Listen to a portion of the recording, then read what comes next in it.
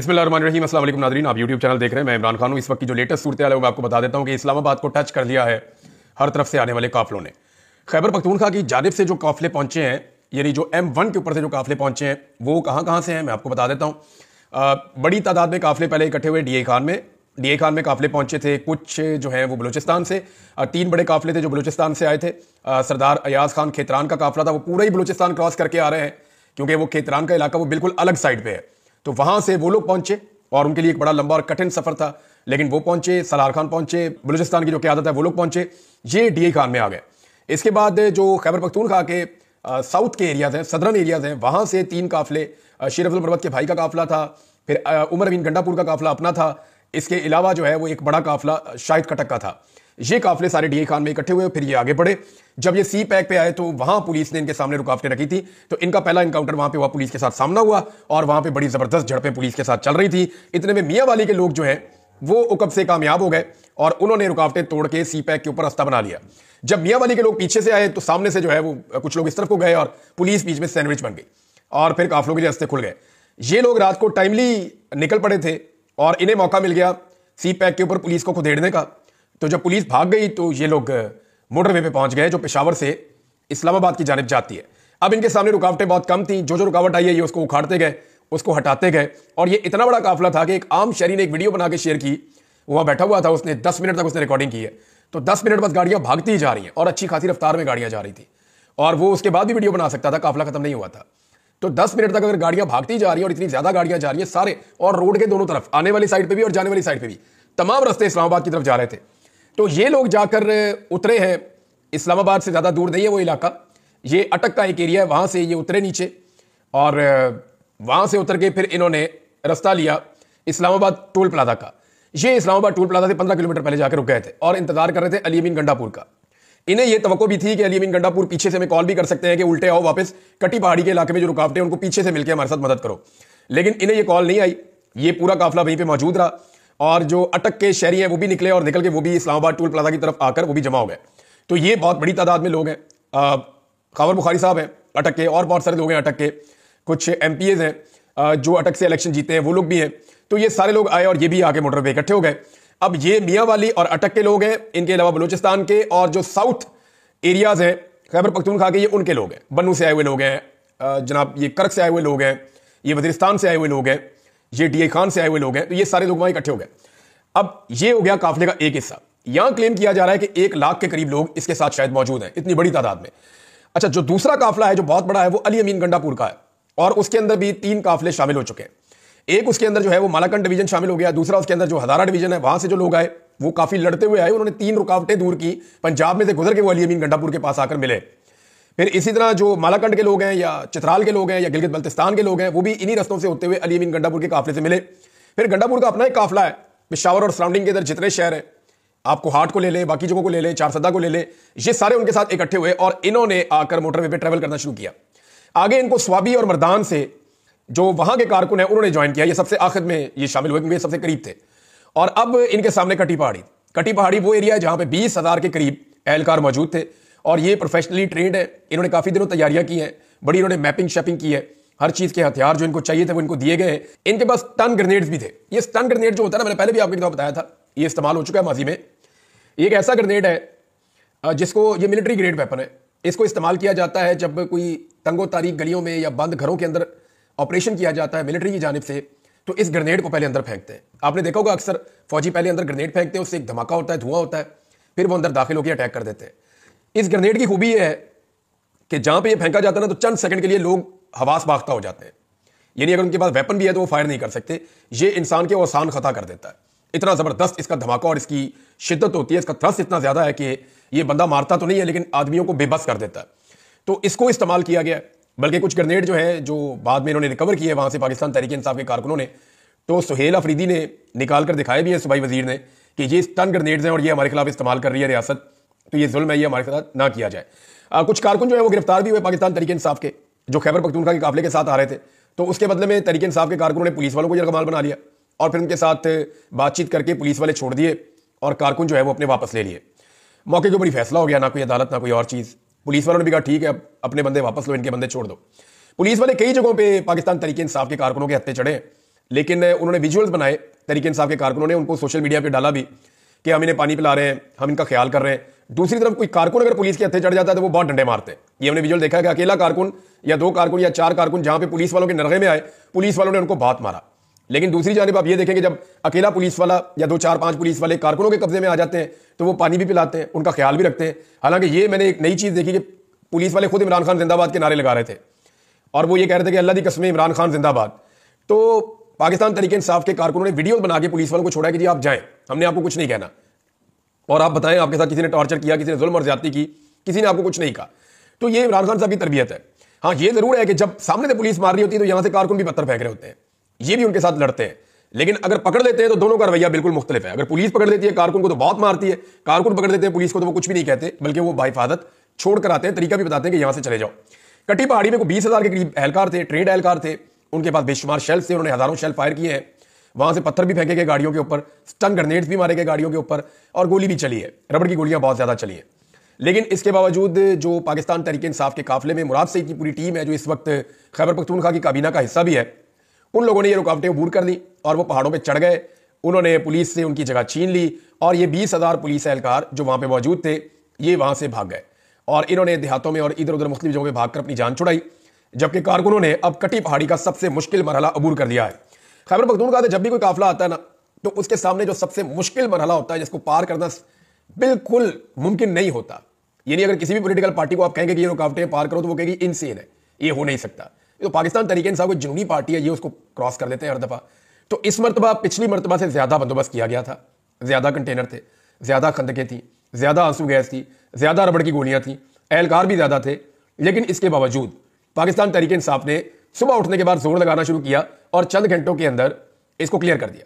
तो कटी पहाड़ी क्रॉस कर रहा है बुशरा बीबी और अली अमीन गंडापुर का मेन काफिला, जिसके अंदर दीगर 3 काफिले भी शामिल है, और चौथा जो बड़ा काफिला है वो उनका इंतजार इस्लामाबाद के दरवाजे पे कर रहा है।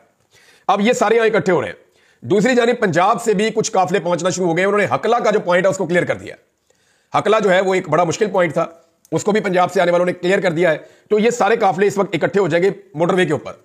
मोटरवे पे इकट्ठे होने वाले लोगों की जो गिनती है वो बहुत बड़ी है, यानी इतनी बड़ी तादाद में आज तक पाकिस्तान की तारीख में पाकिस्तानी इस्लामाबाद की तरफ नहीं आए। ये सबसे बड़ी तादाद में पहली मरतबा पाकिस्तानी इस्लामाबाद पहुंचे और हर तरह की रुकावट और फस्तायत को अबूर करके पहुंचे।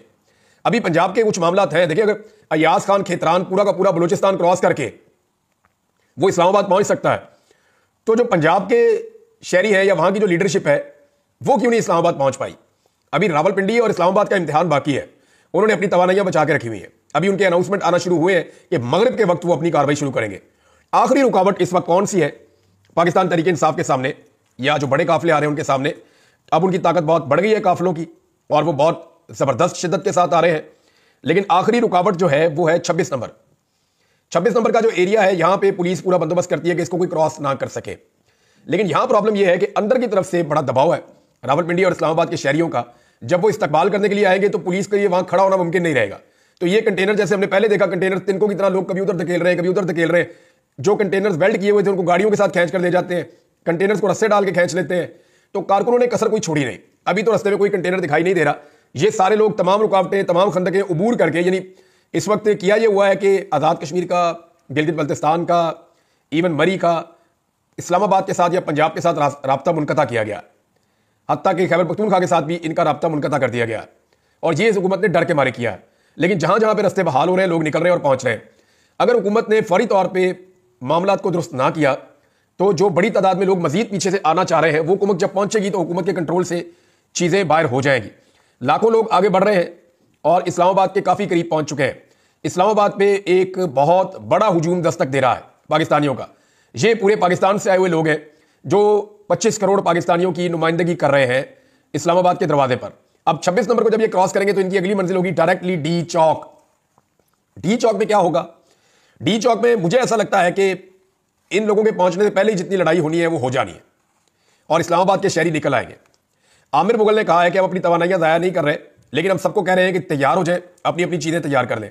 इमरान खान साहब से एक मुलाकात भी हुई है। देखिए, इमरान खान साहब को जेल में एक पैगाम भिजवाया गया और वो पैगाम लेकर बैरिस्टर गौर गए। इमरान खान साहब ने उस पैगाम के ऊपर ओके नहीं किया। देखिए, इमरान खान साहब को इससे पहले ऑफर थी कि आपको बनी गाला शिफ्ट कर देते हैं, आप हाउस अरेस्ट हो जाए, चीज़ें चंद दिनों में बेहतर हो जाएंगी, आप इसको कॉल ऑफ कर दें। आज फिर इमरान खान साहब को कहा गया कि आपकी कुछ और बातें भी मान लेते हैं, किसी एक बात के ऊपर आ जाए, आप इसको कॉल ऑफ कर दें। बल्कि यह भी कहा गया कि आपको खैबर पख्तूनख्वा भेज देते हैं, आप वहां चले जाएं, लेकिन इस वक्त इस एहतजाज को कॉल ऑफ कर दें। तो इमरान खान साहब ने कहा नहीं, पहले डी चौक पहुंचो, फिर फैसला करते हैं।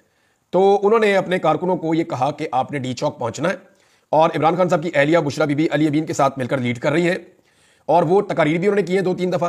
कारकुनों को उन्होंने पैगाम दिया कि हमने इमरान खान को लेकर वापस आना है, वो सिर्फ मेरा शौहर नहीं है, वो पाकिस्तान का बहुत बड़ा लीडर भी है, और हमने उसको लेकर वापस आना है, आपने मेरा साथ देना है। मैं अकेली भी रहेगी ना तो वहां खड़ी रहूंगी, मैं वहां से नहीं हिलूंगी, मैं आखिरी सांस तक वहां पे खड़ी होकर मुकाबला करूंगी, मैं अपने शौहर को लेकर आऊंगी। अब बुशरा बीबी तो डट के खड़ी हो गई है, कारकुन भी उनके साथ खड़े हो गए हैं। कारकुनों की हालत यह है कि वो किसी और के ऊपर ट्रस्ट ही नहीं कर रहे, किसी पे भरोसा ही नहीं कर रहे, वो सारे के सारे इस वक्त डी चौक में पहुंच रहे हैं। अच्छा, इस्लामाबाद में जो अनाउंसमेंट की गई है, एक तो इमरान खान साहब ने चिट्टा इनकार कर दिया किसी भी किस्म की डील के, किसी भी किस्म की बात से। इमरान खान साहब के असाब वैसे बहुत मजबूत है, दाद देनी पड़ेगी, इतना प्रेशर डाल के इन हालात में बंदा अपनी बात मनवा लेता है। लेकिन इमरान खान साहब ने कहा नहीं, उधर पहुंचो फिर बात करते हैं। तो पाकिस्तान तहरीक इंसाफ पहुंच रही है। अब पंजाब की क़यादत को यह सोचना पड़ेगा उन्होंने कब निकलना है और कैसे निकलना और कैसे पहुंचना है। 10-12 काफिले जो निकल पड़े थे, जो रास्ते में आ गए थे, वो लोग तो अपने पहुंचने का बंदोबस्त कर रहे हैं। मैंने आपको उन सबके नाम बताया पिछले वीलॉग में। लेकिन जो लोग रह गए हैं उनको निकलना पड़ेगा, उन्हें पहुंचना पड़ेगा। अभी चकवाल ने निकलना है, तलागंग ने निकलना है, कलर कहाल ने निकलना है, अभी तो चक्री ने निकलना है, जेलम ने निकलना है, मंडी भाउद्दीन ने निकलना है, गुजरात ने निकलना है। ये सारे एरियाज अभी बाकी हैं। इन्होंने निकलकर रावलपिंडी और इस्लामाबाद की तरफ आना है। बहुत बड़े काफिले जो है वो जीटी रोड से आएंगे, कुछ काफिले मोटरवे से आएंगे, और मोटरवे के ऊपर इस वक्त पाकिस्तान तहरीक इंसाफ के लोग ना सिर्फ M1 पर जो पेशावर से आ रही है, बल्कि M2 पर जो लाहौर से आ रही है, उसके ऊपर भी काफिले मौजूद हैं, और ये सारे इस्लामाबाद की जानिब बढ़ रहे हैं। घंटे घंटे बाद जनाब हुकूमत की प्रेस कॉन्फ्रेंस हो रही है, उनकी घबराहट सबके सामने है, हुकूमत बहुत परेशान है, और इमरान खान साहब अब ऐसा लगता है कि बाहर आ जाएंगे। उसकी वजह मैं आपको बताता हूं। कल है जी 26 तारीख। 26 तारीख को इमरान खान साहब के रिमांड की पेशी है, जो रावलपिंडी वाला मुकदमा है। इसमें ऐसा लगता है कि मजीद रिमांड नहीं दिया जाएगा, हो सकता है इमरान खान साहब को जुडिशियल कर दिया जाए, और अगर जुडिशियल कर दिया गया तो अगले दिन इमरान खान साहब की बेल हो जाएगी 27 तारीख को। तो यही एक नया मुकदमा है जिसमें इमरान खान साहब को मजायका खेज मुकदमे में अंदर रखा गया है। दूसरा, जो इमरान खान साहब का लाहौर में 8 मुकदमात वाला मामला चल रहा है, वहां पे हुकूमत के पास अब कोई ऐसी वजह नहीं है कि इमरान खान साहब की जमानत ना होने दी जाए। बाकी सारे केसेस में उनकी जमानत हो गई है, तो इन 8 केसेस में भी हो जानी चाहिए। अगर 27 तारीख को इमरान खान साहब को इन 8 केसों में जमानत मिल जाती है और रावलपिंडी वाले एक में मिल जाती है, तो फिर इमरान खान साहब एक आजाद शहरी है, इसलिए कि इससे पहले के तमाम मुकदमात में इमरान खान साहब या तो बाइज्जत बरी हो चुके हैं, या उनकी सजा मुअत्तल हो चुकी है, या इमरान खान साहब जो है उनकी जमानत कंफर्म हो चुकी है। अब इस वक्त 27 तारीख की तरफ सब लोग देख रहे हैं। अगर 26 तारीख को अगर पहुंच जाते हैं सब लोग डी चौक में, तो 26 को जो अदालती कार्रवाइयां होंगी और जो 27 को होंगी, उनके नतीजे में बहुत मुमकिन है कि इमरान खान साहब रिहा हो, और वो रिहाई के बाद फौरी तौर पे इस्लामाबाद आए और डी चौक में खड़े होकर वो अपने लोगों से तकरीर करें और उनसे खिताब करें, और खिताब करने के बाद वो अपने मुतालबात रखें और अगली तारीख देखकर फिलहाल वापस चले जाएं। ये एक सूरत हो सकती है, विन विन सिचुएशन सबके लिए। लेकिन अगर इन लोगों के साथ जोर जबरदस्ती की गई तो खुदा ना खास्ता कोई सानिया भी हो सकता है, और हुकूमत को इस बात का ख्याल रखना चाहिए कि दूसरे सूबों से पुलिस बुलाई हुई है।